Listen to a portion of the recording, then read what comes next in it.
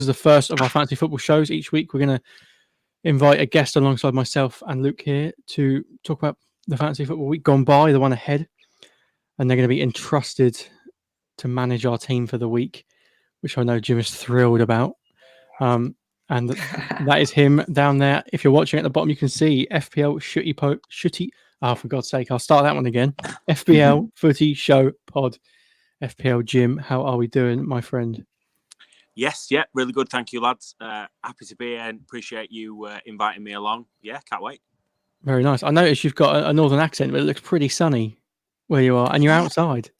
I have absolutely no idea what's going on here. Yeah, so born and raised in Castleford, which is a little town just outside of Leeds. Only person in my family that's moved out, me and my brother. The rest of my family still live in Cass, so flew the nest into sunny Leeds. Very nice. And obviously, Luke is here, who joined us on our Deadline Day stream. How are we doing, Luke? Yeah, I'm good. I'm excited to talk about fantasy, even though my weekend wasn't the greatest, but I'll talk about that later, I guess. Well, actually, that's where we're going to start. We're going to look back at game week 1. Obviously, the opening week, it's always a hard one to predict because African Cup of Nations was on, so no one knew who was actually going to play. And just new signings, new teams, new managers. Turns out everyone knew who was going to play. Everyone knew who was going to score points because the average score was bloody high. It really was. I looked at my score and went, "Oh, I had a good week." And then I looked at the average. I was like, "All right, maybe not." No, I didn't. Yeah. We'll start with you as our guest. How did you get on? Who were your star performers in the week, and how did you go about picking game week 1? I guess. So I made a conscious decision this year to not spend all summer tinkering. So it's only my third season in FPL, and I spent the first couple of years, I spent all summer tinkering with my team, making numerous drafts. And this year I thought, I'm just going to leave it till a week or so before. So our debut podcast, I picked my team on there, and I think I ended up keeping about 3 players that I originally planned. So I wanted to spend very little time, or as little time as I could, picking my team, actually. And I also stayed off of the FPL Twitter, because I think, like a few accounts out there, I'm prone to influence. So I'll see a few stats and I'll see someone talking about it, and I'll think, oh, I'm having him indefinitely, and it'll turn out to be a bit of a dodgy pick. So yeah, I stuck to my my strategy of picking it a week out, looking at some of the numbers, but my main rule was just picking safe. So I picked 11 lads who I knew would start. I didn't go with any of the risks, and kept my team nice and flexible. So if I needed to bring in a premium forward, for example, or bring in premium defenders, then I could in 1 or 2 moves. So you spread the cost across the squad rather than me, who is like top heavy. I'm like stacked at the top, but no legs. Skipping leg day, aren't you, bro? Yeah, well, I skip every day. What about you then, Luke? How did you go about choosing your team? And who was your big hitters? Well, I captained Salah, so thankfully he carried me through. Around then, it was kind of like, well, I got like 64 points, I think, in the end. But I like to think a few weeks. I'm just trying to think a few weeks ahead as well, because I know the first week, a lot of people might just go straight. Well, a lot of people in my league were just thinking straight for the first week, like who they want for that type of games that the teams are playing against. So I tried to think a bit ahead, but I didn't work as great as I thought. Wilson, De Bruyne, Salah, and Nick Pope was my best players, I believe. But then from them, the rest were a bit average. But yeah, they've not carried me through. Yeah, Jim, you mentioned you get influenced by some Twitter accounts. I have already been influenced by a Twitter account literally 3 hours ago. FPL Fly, I think we'd all have seen their tweets about tempting me to do my wild card. Very much tempted me to do my wild card. Did you read the thread? I did, yeah. And it was a good thread. And I was kind of like, do you know what? He's right. Everybody said, yeah. There's a reason he's one of the most followed FPL accounts out there. Would you in your position, are you considering it, or who has influenced you out there to make a decision most recently? I guess because we're such sheep, aren't we? Yeah. So I went on the What the FPL podcast last year, and I talked about we're very much sheep in a captain space. So in a captain space, we all go pretty much the same. When you look at Twitter, everybody goes for the same people, and then one or two people sort of break the mold a little bit. I think I'm in a couple of group chats, and there's a few people in that can influence me. FPL Chef definitely influences me. He's been posting some great articles recently, and he was tickling me on Kevin De Bruyne, so I had him in up until a couple of days before, and then I thought I'm just going to go Sterling instead. So yeah, definitely Chef. I listen FPL Mario as well as a heavy influence over me, and Jimmy Mac and Cheese Claret FPL. Again, I listen to all those guys and try and make my own decisions where I can. But yeah, I can definitely find myself barring a little bit as a sheep. I do love Chef. I had him on a previous podcast Great. of mine. He is funny as you like. He rubs some people up the wrong way, but blimey, is he funny? He's a great panto villain, isn't he? Yeah, Definitely. Yeah, he is. Yorkshire lad as well. Yeah, there was a spat between him and Andy last season. That Let's Talk FPL Andy. Oh right, yeah. Oh God, if we can go back and find that, it's very entertaining. Chef makes that a right drama. What about you, Luke? Have you been influenced in any of your decisions pre-season and I guess going into next game week? Yeah, I guess. Well, one thing that's influenced me now is like I put Bernardo Silva in, and now he didn't play, even though last season Pep was like he's one of his best players.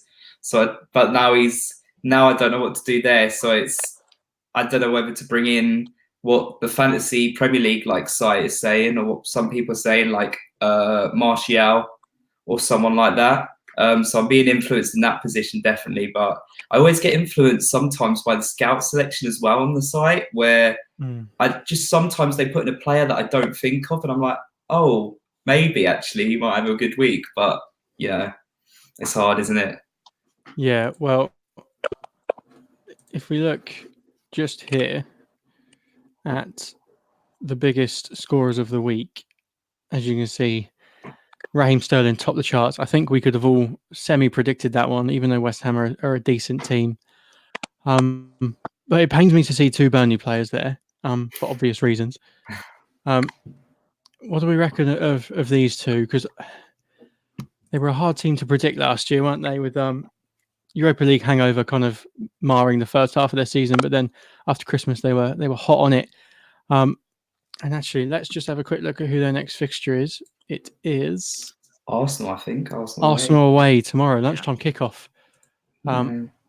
Avoid Burnley, Jim, for this week. So I certainly wouldn't be bringing any of their assets in. I've got Chris Wood. So when I talked about Claret, he was the one that kind of just tipped me over a little bit on Chris Wood. And I remember the nostalgic goal he scored against Newcastle for Leeds. When we're in the Championship, we got absolutely battered for 90 minutes, and then Chris Wood scored, and the crowd went absolutely mental. So I'm hoping that he delivers a bit of that this weekend. I certainly won't be looking at bringing any of those boys in. I think one of the things that's really changed for them, especially as you referenced second half of the season after Christmas last year, defensively, they just shored themselves up because they were shipping goals left, right and centre at the start of the season. And frustrated a lot of us because the season before that, they were solid defensively and they've always been known for being a fairly astute defence, conceding one or two goals. But, you know, they were leaky last season. So fingers crossed, starting off with a clean sheet, the weekend just gone, that could continue. I very much doubt it this week, though. I think Aubameyang's the clear captain choice, I think, this week. Yeah, do you know, I've seen a lot of people mention Aubameyang captain choice, and we'll get onto that in a minute. On this list here, Luke, is there anyone who tickles your fancy, so to speak? Because you've got the likes of Maitland-Niles, who 12 points, 5 million.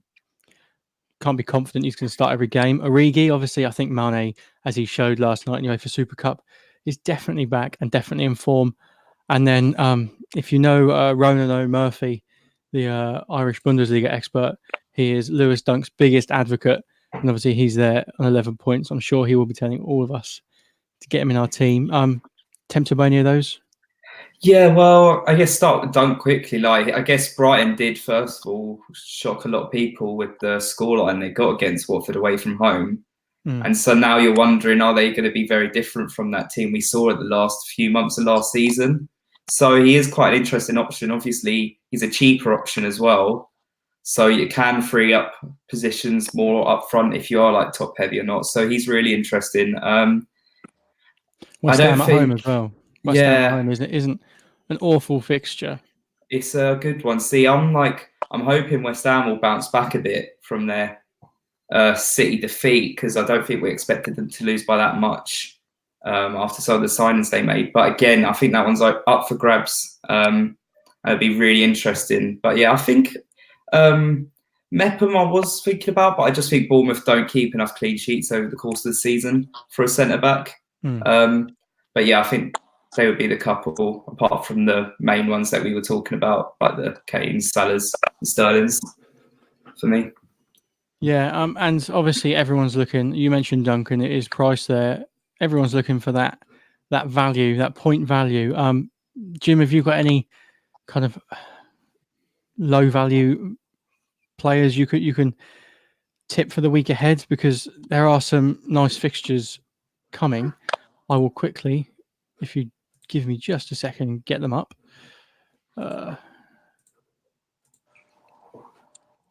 So as you can see, Saturday, Arsenal versus Burnley, as we said, Aubameyang. But is there any value players in Arsenal? I think the only other fixture I can see, unfortunately, is this one I'm highlighting right now, where there is there is destined to be an absolute drubbing there, isn't there? Any Liverpool players you bring in that aren't a premium, because obviously Salah, Mane, and Firmino are high up there. So I guess the only one that would have been on people's radars after the weekend would have been maybe Origi. So I think he got, I want to say 11, 12 points maybe, as about 5.5 million. So a good return. And generally when he plays for Liverpool, if you think about the Champions League last year, he gets returns. The problem that he's now got is Mane's back fit, and he's currently occupying Mane's spot. And out of those two, it's just an absolute no contest. And you referenced Mane earlier. Last night, he just looked absolutely unplayable at times. And I mean, his movement and the selfish attitude that he's got makes him absolutely brilliant in FPL. So I would have said Origi potentially is a cheaper Liverpool asset. But when you think in the grand scheme of things, actually, Virgil van Dijk is a cheap Liverpool asset. So I had a bit of a look earlier on. So Van Dijk is 6.5 million, and he outscored almost every player that is more expensive than him when you look into the numbers. So that actually makes him a cheap asset. And what you've mentioned, the high average earlier. So 9 out of the 20 teams got a clean sheet weekend just gone, which was higher than last season where 7 teams got it, and the season before where 8 got it. And he scored 8 points, and Liverpool didn't keep a clean sheet. So you add those clean sheet points on top of it, and he probably gets a bonus point as well. I think Van Dijk is an absolute steal in your defence, and he's 0.5 million cheaper than Robertson and TAA, who TAA might have some rotation risk, but Van Dijk's going to be there all year, no matter what. I can imagine he breaks both his legs and his head falls off, and I think Klopp still starts him at centre half. Yeah, got a point there. Yeah, and you just know as like the future writes itself, he comes back to St Mary's and he bangs in a couple, keeps a clean sheet. So I'm not normally this pessimistic, but unfortunately it's done. I think or he gets a red card. You just don't know. He might get a red card. Yeah, you never know the way it goes. I hope we get under his skin and he loses his head. 52% of managers crying into their cornflakes. And we've got the games that cross Sunday and Monday. Obviously, your side there, Luke. Palace travel to Sheffield United. Fancying anything there? Because I like the look of Sheffield United. Like pre-season, I was like, they're going down. They got such a championship squad. And then you kind of watch them and go, actually, Wilder's got something about him, isn't he? Something about him it's interesting because in that game, a lot of people were tipping Lundstrom at the start of the season because isn't he a defender, I think, on fantasy, but he's playing at centre mid. So he could be a really good option, and he got a bonus point against Bournemouth. But again, in the late run, people are a bit worried that Besic might come in and take his place, or he could come in this weekend. You never know. But Palace last season, their away form was really good. And it kind of suits us to counter attack more. So I will be interested. I did possibly think about bringing in Kelly just because, again, he's cheaper and it could free up some funds. But Cahill could come in for either Dan or Kelly, so I'm not too sure. Yeah. What about FPL legend and pronunciation shithead, Milivojevic. Milivojevic, yeah. Obviously, you've got Nailed. the man who gets blown over by the wind and earns a penalty, Wilfried Here we Zaha. go. Here we go. But ultimately, I think with VAR as well, the amount of times he does get tripped and kicked and doesn't get given those penalties, I'll be expecting Palace to get a fair few. And Sheffield United are a burly team at the back, aren't they? Is that a potential way in, Milivojevic or Zaha? I guess Milivojevic is cheaper. Yeah, well, he's 7 mil this year, obviously, because they noticed from last season he does take a lot of free kicks, set pieces as well, and he is just so good at penalties. I know he missed that one a couple of seasons back against City, but he just seems so confident with his penalties, and they 95% of the time seem to go in. Touch wood, I'm going to say here, just in case on the weekend, 90th minute penalty ruins us, but he does look like a good asset. But again, the only question is Wilf going to start? I'd want him to, but it's again arguing, is he fully fit? All that. We gave him a great reception, so there's no worry about that. I think he'll play well. But yeah, I think it will be a really interesting game. I think that one could be quite open for the attackers more than defenders, to be honest. Luke, if you had to go for a Crystal Palace attacking asset, who would you go for? Oh, see, this is so hard because our strikers last season, they scored like 3 goals between them. So Zaha, I guess, would stand out. Townsend, though, he has played, I saw the stat, he's played like 50 games in a row. So you're always going to get consistency with him, like game-wise. And he does provide every now and then. Personally, I maybe want him to do it a bit more consistently, but last season he did show a lot more points assisting and scoring-wise. So I think between Townsend and Zaha for me. But yeah, Ayew got man of the match on Monday against Everton, so he could have a decent season. Be interesting. I don't even know he's back in the Premier League, if I'm perfectly honest. Yeah, he looks all right, you know. He has got a cracking agent, an absolutely cracking agent. Yeah. And obviously, one thing in fantasy football, which a lot of people chase, don't they? They chase the money, so to speak. Price rises, price drops, etc., etc. We've seen the first set of price rises and price drops. I'll run through the drops quick because there's not much to say about those. Mesut Ozil down to 7.4, Matip down to 5.4, Alisson down to 5.9, and Sane down to 9.4. No one's really going to be jumping on those, are they, to gain it when they come back? Because Alisson, God knows when he's coming back. Sane, 7 months. But Jim, the rises, that's where that's what I like. I like the rises because I had 2 of them. Oh, right. Okay. Who did you have? I had Sterling and De Gea, both gone up, alongside Ederson, Rashford, and Martial. So a lot of Man United rises there. Would you jump on any of them now? Do you think they're going to carry on rising? I think if any of the back of my small brain, Raheem Sterling. I think he's just going to bang the goals in this season. Yeah, 100%. Just before I answer that question, just the thing for the viewers and anyone else who tunes into this, if you have Ozil in your team, or if you had him in your team this season, just stop playing FPL. It's not the game for you. Just delete the app. Go to, I don't know, Sky Fantasy Football or the Guardian Championship Football. FPL ain't for you. To answer the question, I think the one that everybody's jumping on is Martial. So the stats back it up. So I think 3 shots inside the box, most touches inside the box, equaled Rashford's attacking output and played more centrally than Rashford did. Rashford was often out on the left. 7.5 million out of position midfielder playing as a number 9, where Solskjaer said, I want him as my number 9. I can see why people are jumping him. I think what people aren't taking into account, a bit to your point earlier, Luke, people aren't looking down the line. So actually, this Wolves fixture ain't cut and dry. It's a big game. If you look at the team they've put out tonight in the Europa League, in the team that you'd start in a Premier League game, and United failed to beat them 3 times last year, lost twice and drew once. So I think people are looking past that. I'm lucky enough that I've got Richarlison, and part of the reason I brought him in was to give me a buffer so I could drop into that, what's quite an interesting 7.5 bracket.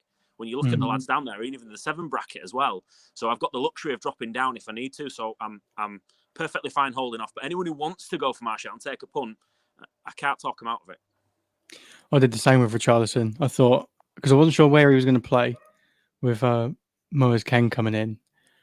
And I thought, worst case, he plays left wing. He gets a few, £8 million, decent investment, not anything, nothing major. But as you say, I can drop down to your James Maddison always intrigues me. Yeah. Zaha, Martial, yeah, there's plenty down there which you can drop into.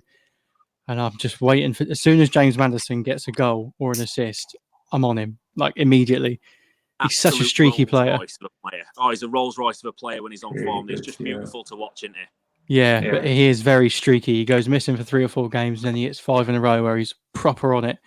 So let's quickly have a look. I don't know who Leicester are playing. Chelsea away. Chelsea, yeah.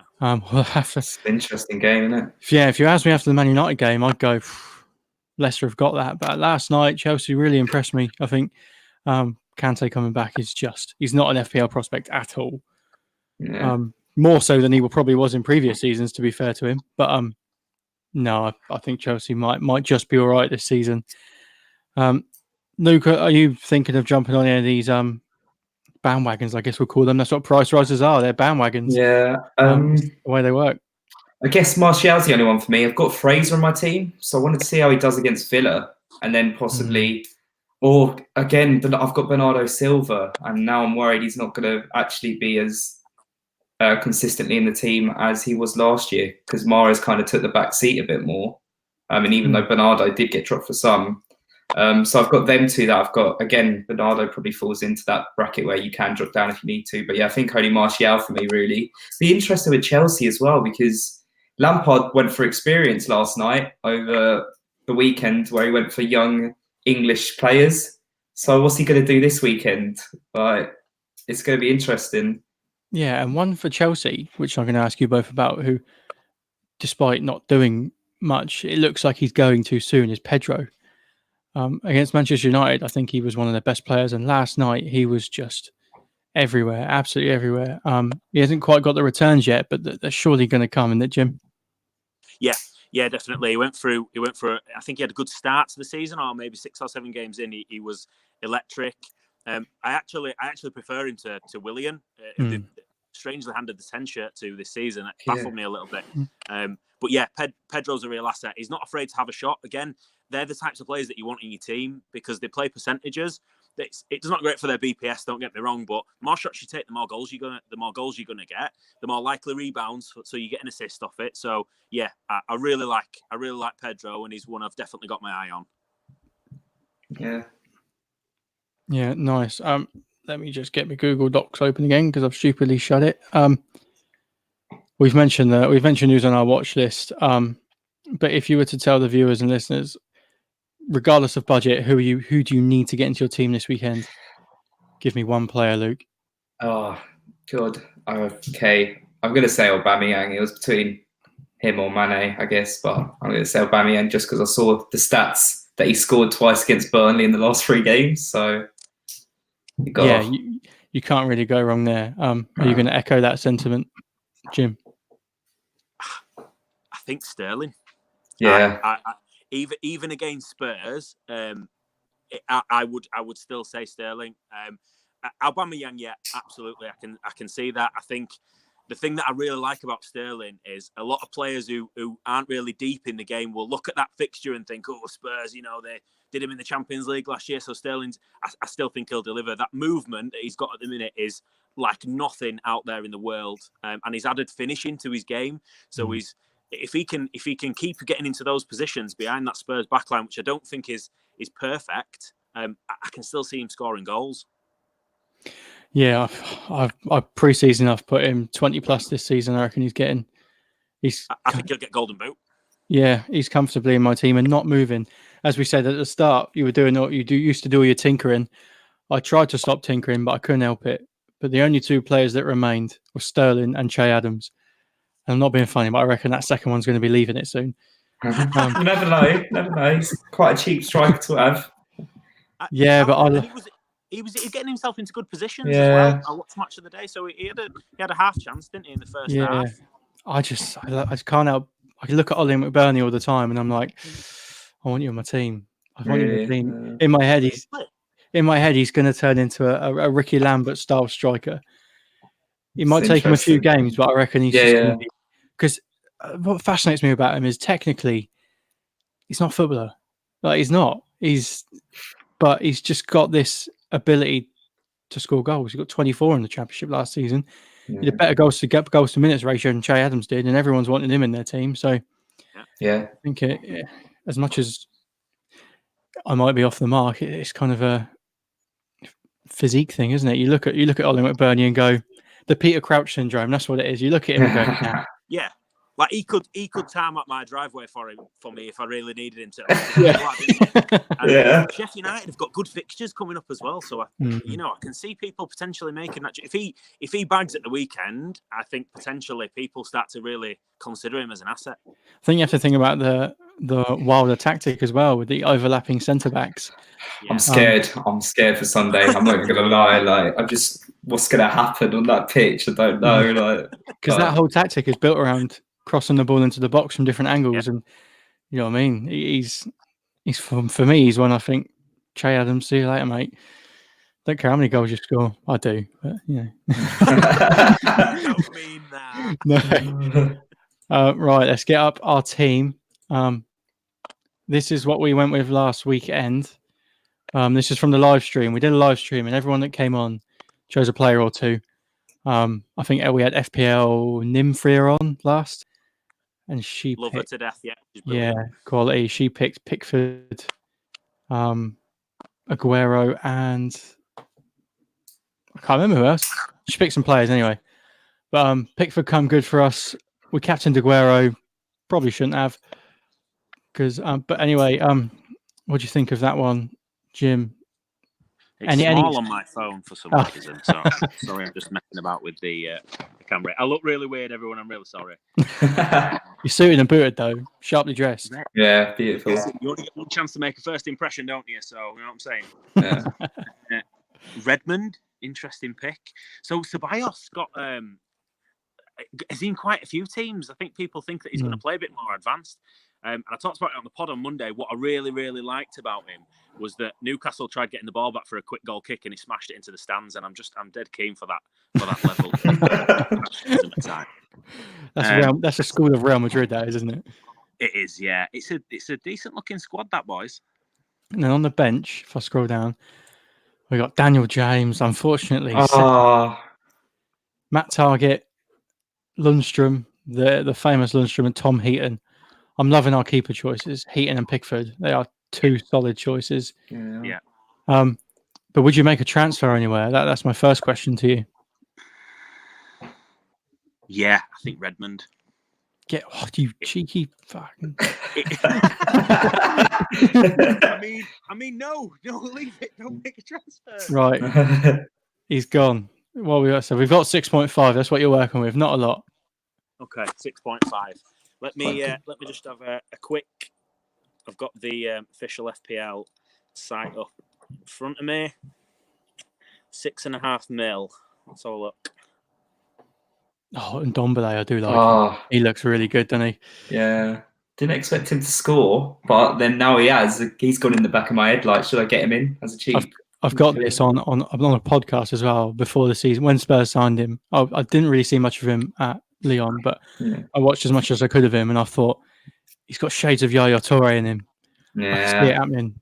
I can see him one day just standing. Yeah, I can just one day he's going to find his stride, and that's it. The way he turns on the ball and gallops forward. Maybe not this season, but perhaps next season he is probably going to be first choice in my team. McGinn's interesting as well against Bournemouth. Like these type of. He's a mustard player, isn't he?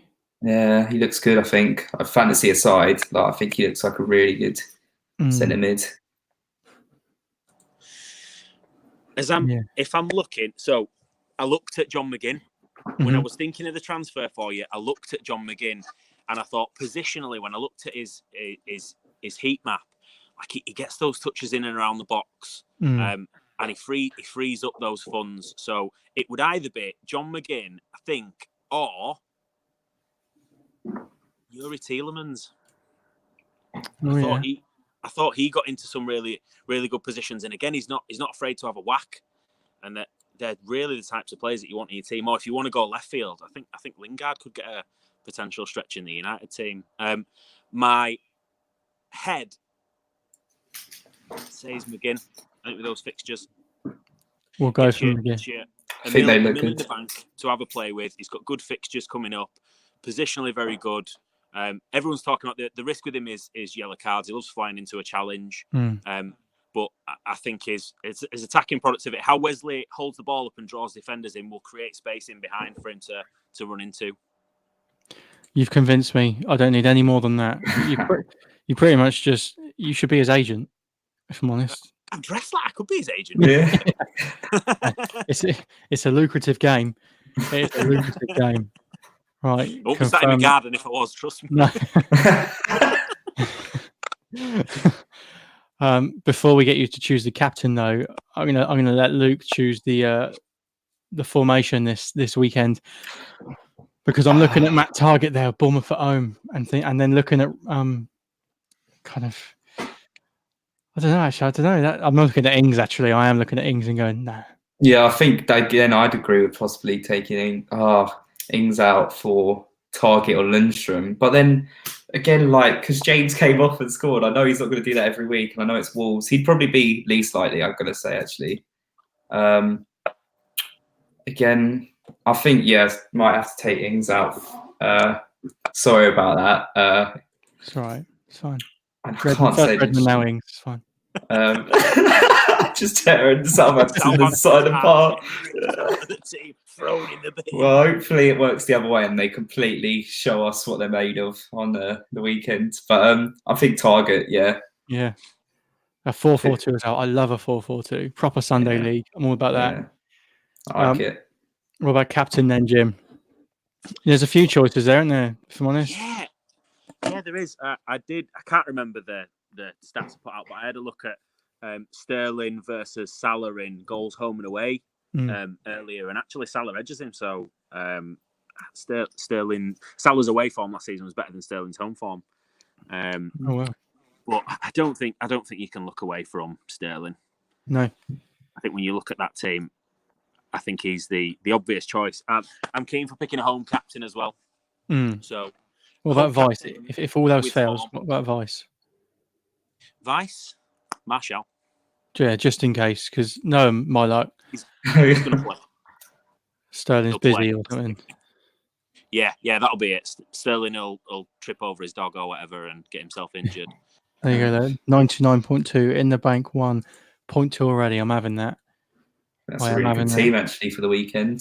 This team only got 67 points last season, the community team, so to speak. And in our own league, we're 12th. That's all right. The idea, by the way, love it. Yeah, I think I love the idea of a community team. So brilliant shout. Well, whoever comes on next week is going to be very thankful they've got an extra $1 million to spend. Yeah. So I'll make sure they come back to you, and well, depends what they do actually. If they take out Ings, I'll be like, they're kicking them off. Well, so I am really, really sorry, but I looked at Ings and thought that millions is where I put it. I pop it a bit up front and maybe bring in a Pookie, potentially at 6.5, because there isn't really any 6 or below 4 bracket. You couldn't get more offensive, could you? Ings for Pookie. Jesus. Pookie did look good. I know it's only a goal, but I think he does look like he can finish, can't he? I know the same things as well. I'm not comparing the two here. I'm just saying Pookie looks like he could be one for the future. I know I'm going to eat my words, but I've ever since Norwich come up, I went, nah, they're going straight back down. Pookie won't last in the Prem. He will not last in the Prem. But I can already see I'm going to regret saying that. But then I also did say I think Joe Ellington will do pretty well, and I'm going to live to regret that as well. So, but, me and my podcast host and you would be a good team, because I said the same thing about Norwich, said that Pookie wouldn't do it, and my podcast host Callum said that Joe Linton is going to be the surprise of the season and has backed him this weekend as his pick of the weekend. Oh, so really? I don't know who was smoking the other night, but who have Newcastle got? Norwich. Oh, Norwich. Norwich, yeah. Wow. Battle of the rubbish strikers. We shall see. Right. We're going to call it there. 35 minutes in. I think that's a pretty solid amount of time to listen to. No one can listen to us go on for longer than that, if I'm perfectly honest. Jim, thank you very much for coming on. You're welcome. Thank you for having me. Thank you for choosing our team. Hopefully it comes through. I'll have you back on over the course of the season to rectify your mistake. Berate me for dropping Danny Redmond who gets a hat trick. I'm really sorry if that happens. Oh, yeah. If he gets that trick, you don't need to be sorry, mate. I will not be annoyed. No, I will not. And do you want to just let everyone know where we can find you online and tell us a little bit about your podcast as well? Yeah, so you can find us at FPL Footy Show Pod. That's my Twitter handle. My co-host Callum, who's been my best mate for years and years and years, is at Maxwell713. I joined the Twitter community last year just to look to get involved. I have quite a busy job, a busy home life with a 3-year-old, so FPL is a nice little hobby, something on the side. Guest appeared in a couple of pods and thought, you know what, I'm just going to start my own, and I absolutely love it. And I'm trying not to look at the listener count because I'm doing it for myself. But what's brilliant is just getting all the good feedback from people. People are enjoying it, and I just want people to have a laugh on the way to work. Do you know what I mean? I don't take life too seriously, so yeah, check us out, and hopefully people enjoy it.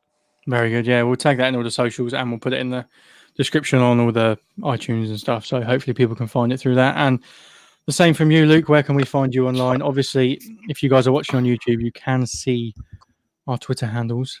But for those of you listening, at Luke_Seychelles, just my Twitter. I do a bit of blogging and stuff on the side, but I need to get back into that now that my little summer's over. I've had a little couple of weeks off, so now the football's back, I'll get into that. But I'll sort that out another time when I'm actually getting involved in it. But yeah, no, it's been good being on again. Yeah, thank you very much. Yeah, and you can find us at __shootout. Some bastards have taken the ones without underscores, and at Radio Football as well. You'll find all sorts on there. We got podcasts from all different kinds of people, and obviously now YouTube stuff as well. But thank you very much for listening or watching. Remember to subscribe, and we'll be back on Sunday for the Premier League review with Prost International. End it.